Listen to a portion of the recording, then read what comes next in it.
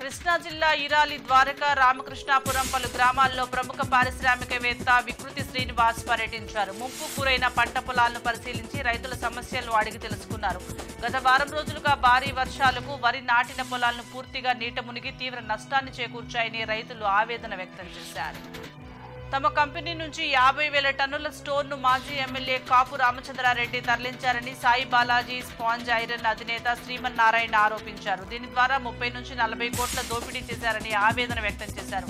కాపు రామచంద్రారెడ్డి దగ్గరే మెటీరియల్ కొనాలని ఒత్తిడి చేశారని అన్నారు. తమ కంపెనీ కాలుష్య నిబంధనలకు అనుగుణంగా ఉన్నా సరే తమపై అనవసర ఫిర్యాదులు చేస్తున్నారని ఆరోపించారు.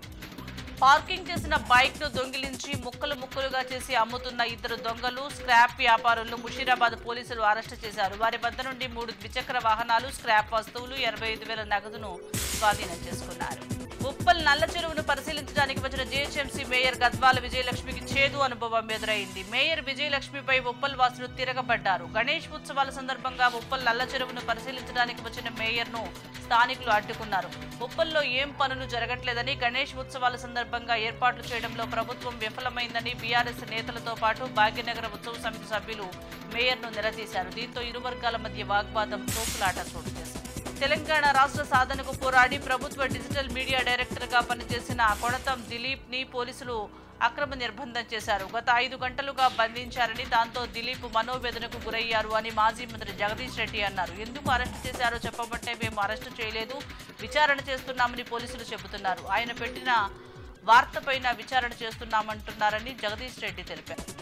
గణేష్ నవరాత్రి ఉత్సవాలను పురస్కరించుకుని నార్త్ జోన్ డీసీపీ కార్యాలయంలో రౌడీ షీటర్లకు డీసీపీ సాధన రేష్మి పెరుమాళ్ కౌన్సిలింగ్ ఇచ్చారు. సత్ప్రవర్తనతో ఉంటే త్వరలోనే రౌడీ షీట్ ఎత్తివేస్తామని, నేరాలకు పాల్పడితే మాత్రం పీడీ యాక్ట్ నమోదు చేసి జైల్లో పెడతామని హెచ్చరించారు. రౌడీ షీట్ తొలగించే అవకాశం మళ్లీ 10 ఏళ్ల వరకు ఉండదని వెల్లడించారు. ఖమ్మం జిల్లాలోని పాలేరు జలాశయ మినీ హైడల్ ప్రాజెక్టు వద్ద ఎడమ కాలువకు పడిన గండిని మంత్రి పొంగులేటి శ్రీనివాసరెడ్డి పరిశీలించారు. త్వరితగతిన పనులు పూర్తి చేయాలని అధికారులకు ఆదేశించారు.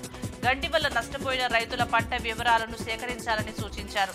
పాలేరు నియోజకవర్గ స్థాయిలో వర్షం, వరదలతో నష్టపోయిన పంటలను పరిశీలించారు. విజయవాడ వరద బాధితుల కోసం విరాళం ఇచ్చేవారు ముందుకు రావాలని ఆళ్లగడ్డ ఎమ్మెల్యే భూమా అఖిలప్రియ తన నియోజకవర్గంలో ఉన్న ప్రజలను, దాతలను కోరారు. ఎమ్మెల్యే అఖిలప్రియ పిలుపు మేరకు చాగలమర్రి, సిరివెళ్ల, రుద్రవరం, ఉయ్యాలవాడ మండల నాయకులు విరాళాలు సేకరించి 11 లక్షల రూపాయలను సీఎం సహాయ నిధికి విరాళంగా అందజేశారు. రైతులు తమ వంతు సాయంగా బియ్యం, కందిపేళ్లు ఎమ్మెల్యేకు అందజేశారు.